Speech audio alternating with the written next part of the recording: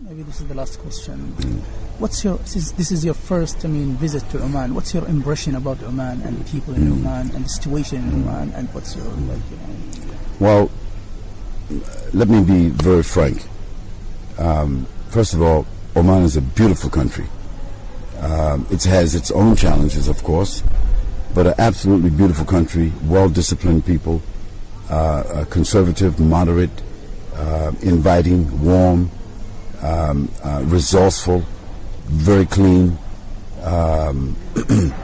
However, unfortunately, most of the knowledge that we Muslims in America have received about Oman and the Ibadhi perspective has come from Saudi Arabia or Egypt or other Gulf states, and I would say 90% of our information has come from there, through their books, through their scholars, and may Allah reward them for whatever they are doing correctly.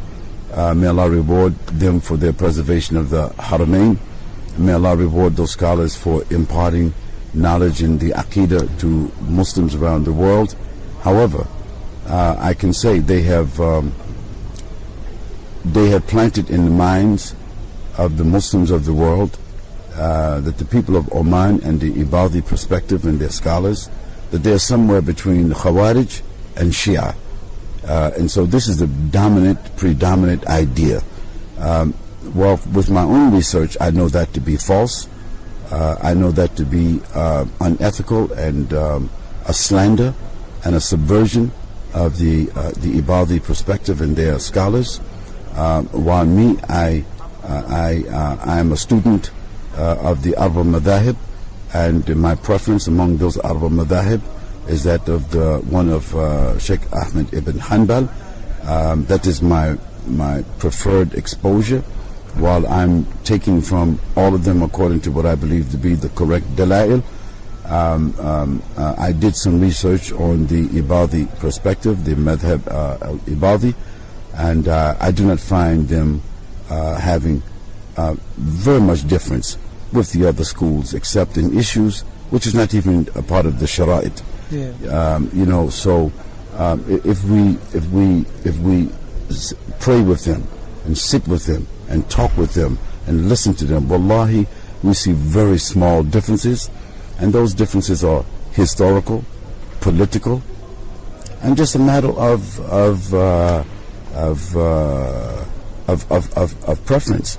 Imam Malik, rahmatullah alayhi, Imam of Medina, he had his own distinction. Abu Hanifa had his own distinction. Imam Shafi had his own distinction. And Sheikh Ahmed ibn Hanbal, they have their own distinction, whether they raise their hands or they put their hands on the chest or at the side, whether they point in doing the tahiyyat or they do not. These are all furu', these are small things.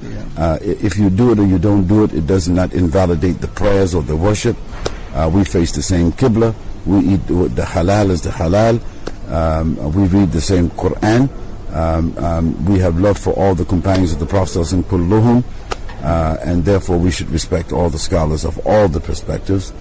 And what I will do is I will do my best to be a window to the rest of the world and the people that I meet with, to correct these misconceptions and distortions about the people have about Oman, and especially about the Ibadhi perspective.